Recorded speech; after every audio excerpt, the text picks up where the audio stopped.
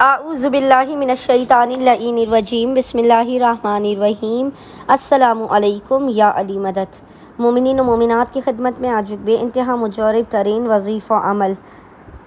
شہزادی ام المصائب be be زینب عالیہ سلام اللہ علیہا کی بارگاہ سے لے کر آئے ہیں۔ بی بی کا تاریکی شب میں کیا جانے والا یہ اس قدر مجرب ترین وظیفہ عمل ہے کہ ادھر آپ سجدے سے سر نہیں اٹھانے پائیں گے، ادھر خداوند متعال آپ کی خالی جھولیوں کو بھر کے آپ کو بامراد کر دے گا۔ اس عمل کو کرنے والے کو خداوند متعال کبھی رد کر ہی نہیں سکتا۔ دنیا و آخرت کا کوئی بڑے سے بڑا مسئلہ، کوئی حاجت، کوئی پریشانی، کوئی تکلیف، کوئی مصیبت، کوئی تنگی ہو اگر آپ کی زندگی میں، آپ شہزادی کے اس عمل و وظیفے کو کر کے دیکھیے، آپ کی دنیا و آخرت کا ہر مسئلہ فوراً کے فوراً حل کر دیا جائے گا۔ مومنین نے اپنی بگڑی کو بنانے کے لیے، بخت و مقدر کو سنوارنے کے لیے، اپنی اولاد کے بہترین مستقبل اور نصیب کے لیے اس عمل و وظیفے کو لازماً کرنا ہے۔ قطعاً بھی آپ نے اس وظیفے و عمل سے غافل نہیں رہنا ہے۔ خداوند متعال اتنا عطا کرتا ہے اس عمل کو کرنے والے کو، اتنا عطا کرتا ہے کہ وہ بندہ مومن و مومنہ حیران رہ جاتا ہے۔ اولاد کے لیے، اگر اولاد آپ کی نافرمان ہے، اگر اولاد کے نصیب و مقدر میں کوئی ترقی، کوئی کامیابی نہیں ہو پا رہی ہے، آپ کو رزق و روزی بند ہے،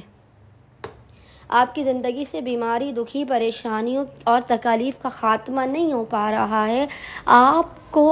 زندگی میں ہر طرف سے مایوسیاں اور نا امیدیاں ہی نظر آ رہی ہیں، کوئی روشنی کی کرن، کوئی اجالا آپ کو نہیں دکھ رہا، تو آپ ایک مرتبہ بی بی زینب عالیہ کے اس وظیفے عمل کو کر کے دیکھیے۔ ہم یقین سے کہہ سکتے ہیں کہ جو مومن و مومنہ اس عمل کو کرے گا وہ تا حیات ہمیں اپنی دعاؤں میں یاد رکھے گا۔ بس مومنین سے ایک ہی گزارش ہے کہ جب آپ اس عمل کو کریں تو دیگر پریشان حال مومنین تک بھی اس عمل و وظیفے کو لازماً پہنچائیے گا، تاکہ زیادہ سے زیادہ پریشان حال مومنین اس وظیفے و عمل سے فائدہ اٹھا سکیں اور اپنی مصیبت، پریشانیوں اور تنگ دستیوں سے نجات حاصل کر سکیں۔ اچھا، یہ تاریکی شب کا عمل ہے۔ عمل کرنے سے پہلے آپ نے باوضو ہونا ہے۔ باوضو ہونے کے بعد آپ نے سب سے پہلے 2 رکعت نماز حاجت پڑھ کے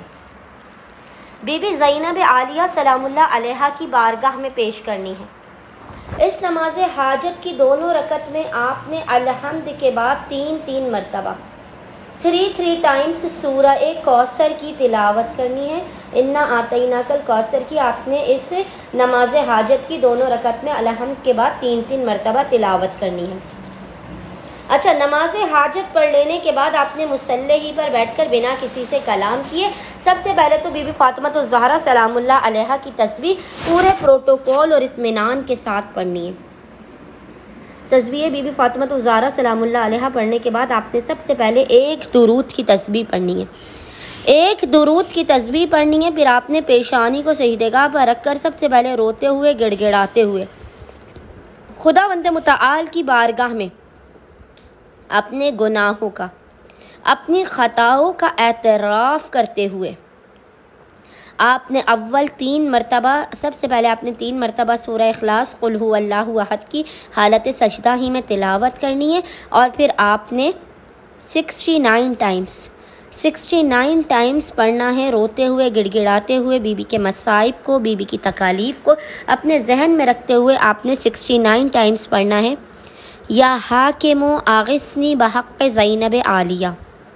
یا حاکم اغثنی بحق زینب عالیہ، 69 ٹائمز آپ نے اس ذکر کو پڑھنا ہے، اور اس کے بعد آپ نے حالت سجدہ ہی میں خداوند متعال کی بارگاہ میں اپنی مشکلات کے خاتمے، رزق میں برکت، حاجات کی قبولیت، بیماری، دکھی اور مسائل کے حل کی دعا کرنی ہے۔